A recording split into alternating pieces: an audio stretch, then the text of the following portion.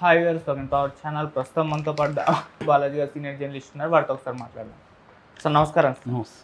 Sir, Alekhya చిట్టి pickles గత కొన్ని రోజుల నుంచి కూడా సోషల్ మీడియాలో వీళ్ళపైన విపరీతంగా ట్రోలింగ్ చేస్తున్నారు సార్. ఎందుకనంటే మీ పికిల్స్ ఎక్స్పెన్సివ్గా ఉన్నాయని ఒక కస్టమర్ చెప్పినందుకు ఒక ఆడియో రిలీజ్ చేశారు. వాళ్ళు ఫుల్ బూతులు తిట్టేస్తూ మీ పికిల్సే కొనలేనివి, నువ్వు ఫ్యామిలీ మెయింటైన్ చేస్తావంటూ బండ బూతులు తిట్టేస్తారు. ఆ ఆడియో అంతా కూడా సోషల్ మీడియాలో విపరీతంగా వైరల్ అయిపోయింది.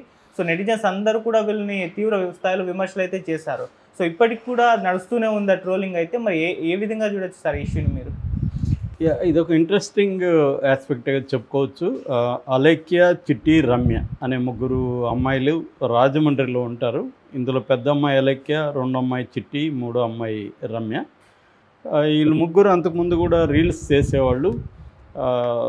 ఇన్స్టాగ్రామ్లో వాటిల్లో కొంత ఇన్ఫ్లుయెన్సర్లుగా మారారు, వాళ్ళు పాపులర్ అయ్యారు. దాని తర్వాత ఈ పాపులారిటీని మనం వ్యాపారంగా కూడా మార్చుకుందామని వాళ్ళు ముగ్గురు ఇంట్లోనే ఒక పికిల్ వ్యాపారం, ముఖ్యంగా వెజ్ అండ్ నాన్ వెజ్, కానీ popular veg, non veg popular అయినాయి.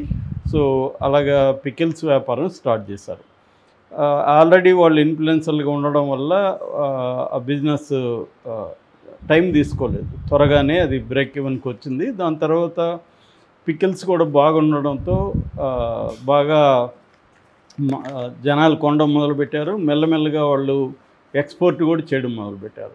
అంటే వాళ్ళు ఏమనుకున్నారంటే దీన్ని ఒక ప్రీమియం బ్రాండ్గా డెవలప్ చేద్దాము, అంటే కొద్దిగా upper middle class, rich class వీళ్ళని టార్గెట్ చేద్దాం అనేది వాళ్ళ ప్లాన్. అందుకని వాళ్ళు ఏం చేశారంటే ఒక హాఫ్ కేజీ 530 నుంచి 1660 వరకు రేట్లు పెట్టారు. వాళ్ళ రేట్ కార్డు చూస్తే తక్కువ అంటే హాఫ్ కేజీ 530 ఉంది, ఎక్కువ అంటే 1660 ఉంది. అంటే ఇది ఈ రేంజ్లో ఎవరు కొనగలుగుతారంటే కొంత అబోవ్ మిడిల్ క్లాస్ కావచ్చు, రిచ్ క్లాస్ కావచ్చు. దీన్నే ప్రీమియం బ్రాండ్ అంటారు. ఇందులో తప్పేం లేదు. ఇప్పుడు మనకి ఏ వస్తువైనా కూడా అతి తక్కువ నుంచి అతి ఎక్కువ ఉంటుంది. ఇప్పుడు టీషర్ట్ ఉంది, అది 100 రూపాయలకి టీషర్ట్ దొరకచ్చు, 1,00,000 రూపాయలకి టీషర్ట్ ఉంటుంది. కాబట్టి ఎవరి మార్కెట్ వాళ్ళది, ఎవరి టార్గెట్ వాళ్ళది. అలాగా వీళ్ళు కూడా ప్రీమియం మార్కెట్ని వీళ్ళు ప్లాన్ చేస్తారు. దానికి అనుగుణంగా మార్కెట్ జరుగుతుంది. దాంతో వాళ్ళు ఆల్రెడీ వాళ్ళకి ఆన్లైన్లో, సోషల్ మీడియాలో పట్టుంది కాబట్టి డీటెయిల్ మార్కెటింగ్ మీద ఫోకస్ చేస్తూ వచ్చారు. దీంతో ఏమైందంటే వాళ్ళ ఎక్కువగా జనం కూడా ఇంటరాక్ట్ అవ్వడం మొదలుపెట్టారు. ఎందుకంటే వాళ్ళు ఆల్రెడీ సోషల్ మీడియాలో ఇంటరాక్ట్ అవుతున్నారు. వాళ్ళు కూడా ఏంటంటే ముగ్గురు అమ్మాయిలు ఉన్నారు కాబట్టి వాళ్ళు డివైడ్ చేసుకున్నారు. అలేఖ్య అనే అమ్మాయి ఏమో ఎక్కువగా మార్కెటింగు, సోషల్ మీడియాతో ఇంటరాక్ట్ అవ్వడము, కస్టమర్లకు సమాధానాలు ఇవ్వడము, ఇవన్నీ అలేఖ్య చూసుకునేది. రమ్య ఏమో ప్రొడక్షను, తర్వాత రెసిపీలు, అంటే వాటిని ఎలా తయారు చేయాలి, ఏ మోతాదులు వేయాలి, ఫార్ములాలు ఏంటి, ఇవన్నీ ఆమె చూసుకునేది. మూడో అమ్మాయి రమ్య ఈ రెండింటికి బ్యాలెన్స్గా ఉండేది, ఇద్దరికి హెల్ప్ చేయడం అవన్నీ చేసేది. అంటే సరుకులు పర్చేజింగ్ కావచ్చు, ఇట్లాంటివన్నీ మూడో అమ్మాయి చేసేది. ఇలాగ ముగ్గురు కలిసి వీళ్ళు చాలా సక్సెస్ఫుల్గా వ్యాపారం చేస్తున్నారు. ఈ క్రమంలో ఏమైందంటే ఒక అబ్బాయి అతను వీళ్ళ వాట్సాప్ బిజినెస్ అకౌంట్లో ఒక మెసేజ్ పెట్టాడు. మామూలుగా హాయ్ అన్నాడు. హాయ్ అనగానే వాళ్ళ రేట్ కార్డు వస్తుంది. అలా రేట్ కార్డు వచ్చింది. అది చూసి ఏంటండి మీవి చాలా ఎక్కువ ఉన్నాయి అని ఒక నమస్కారం ఎమోజీ పెట్టి మీ రేట్లు ఏంది ఇంత ఎక్కువ ఉన్నాయి అని పెట్టాడు. దాంతో ఒక వాయిస్ మెసేజ్ వచ్చింది ఆ అబ్బాయికి. ఆ వాయిస్ మెసేజ్లో ఏముందంటే నువ్వు ఈ రేట్లే కొనకపోతే, పచ్చళ్ళే కొనలేకపోతే నీ గర్ల్ ఫ్రెండ్కి, నీ భార్యకి రేపు ఏం కొనిస్తావురా, నువ్వు బంగారం ఏం కొనిస్తావు, చీరలు ఏం కొనిస్తావు అని ఇంకా బండ బూతులు. మామూలుగా రాజమండ్రి వాళ్ళు అట్లా బూతులు మాట్లాడరు జనరల్గా. కానీ ఈ అమ్మాయి చాలా ఫ్రస్ట్రేషన్గా వాయిస్ కూడా ఉంది అమ్మాయిలో.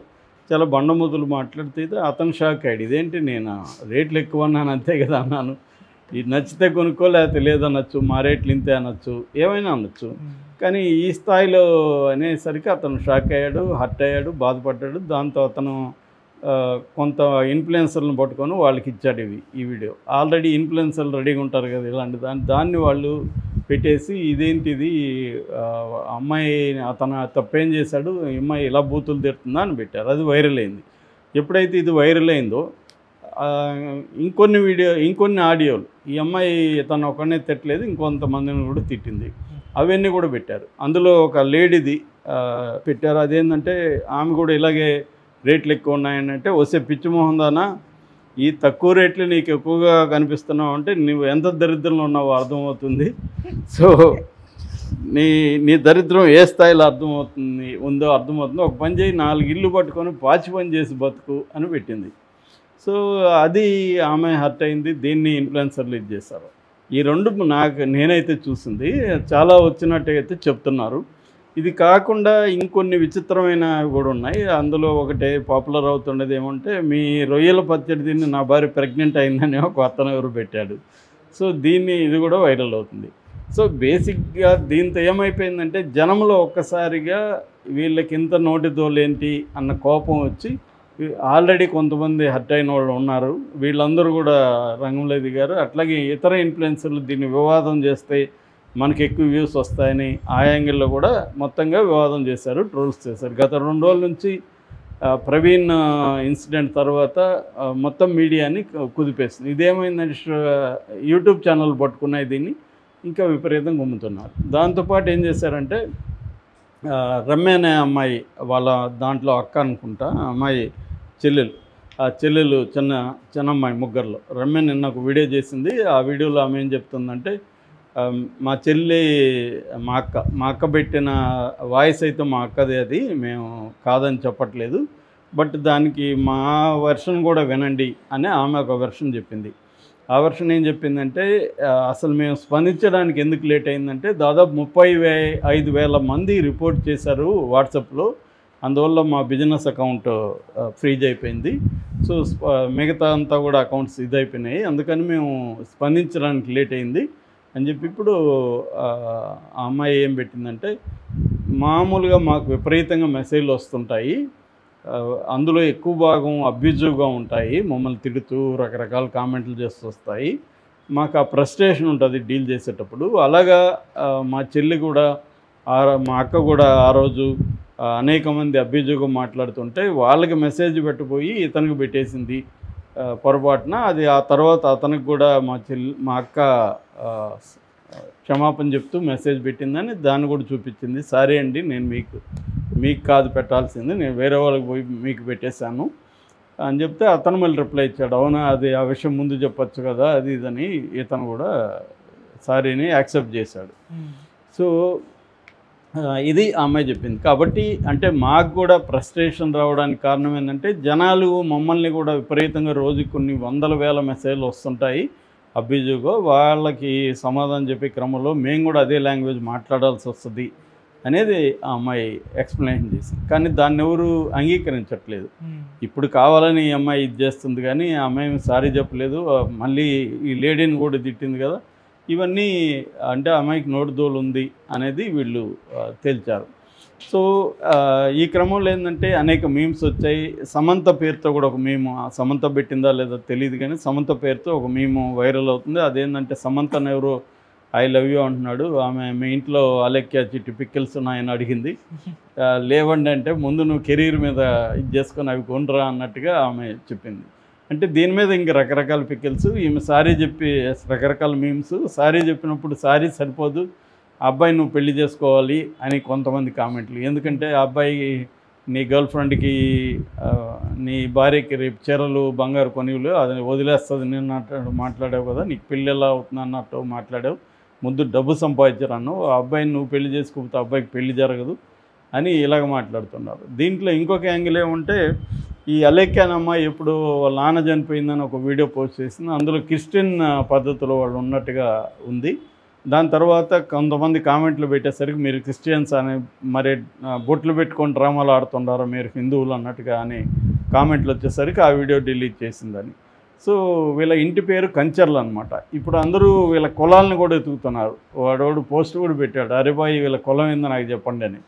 సో ఇలాగా అక్కడ ఏమైందంటే, ఆల్రెడీ కులపిచ్చి మన ఆంధ్ర సమాజంలో ఎక్కువ ఉంటుంది. రెండవది, ఈ మధ్యకాలంలో క్రిస్టియన్ ప్రవీణ్ ఇష్యూ వల్ల క్రిస్టియన్ హిందూ అనే ఒక డిబేట్ కూడా జరుగుతుంది. కాబట్టి ఈ నేపథ్యంలో వీళ్ళు క్రిస్టియన్స్ కానీ హిందువులాగా డ్రామా ఆడుతున్నారు అనేది ఒక యాంగిల్. అసలు వీళ్ళ కులం ఏంది, దాన్ని బట్టి మనం ఎలా సైడ్ తీసుకోవాలో అని ఆలోచించేవాళ్ళు కొంతమంది. ఇలాగ రకరకాలుగా అయితే ఉన్నారు. ఓవరాల్గా ఇష్యూని మనం ఎలా అర్థం చేసుకోవచ్చు? ఫస్ట్ ఆఫ్ ఆల్ ఈ ముగ్గురు అమ్మాయిని అప్రిషియేట్ చేయాలి. ఎందుకంటే వాళ్ళు ఏమీ తప్పు చేయలేదు. వాళ్ళు తమకు ఏదైతే టాలెంట్ ఉందో దాన్ని ఆన్లైన్లో పెట్టి పాపులర్ అయ్యారు. ఆ పాపులారిటీని తాము ఉపయోగించుకోవాలనుకున్నారు.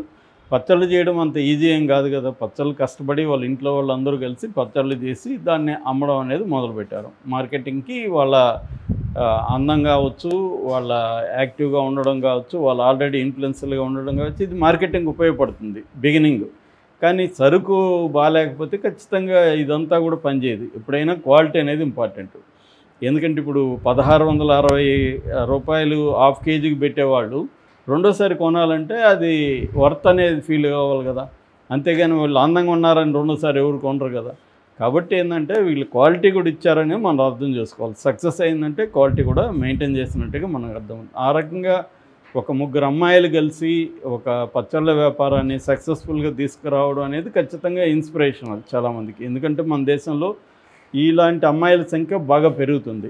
ఒక అంచనా ప్రకారం 1,70,00,000 మంది ఫిమేల్ ఆంటర్ప్రినర్స్ ఉన్నారు ఇండియాలో. ఇది 2030 నాటికి 3 కోట్ల మందికి చేరుతుంది. టోటల్ ఆంటర్ప్రినర్స్లో వీళ్ళది 20%. అంటే మహిళా పారిశ్రామికవేత్తలు 20% మంది ఇండియాలో ఉన్నారు. ఇది చాలా గొప్ప విషయం నిజానికి. దీంట్లో వీళ్ళని కూడా మనం లెక్కేసుకోవచ్చు. మెల్లమెల్లగా ఉంటే ఇది స్టార్టప్ అయ్యే అవకాశం ఉంది, ఒక వ్యాపారంగా మారే అవకాశం ఉంది.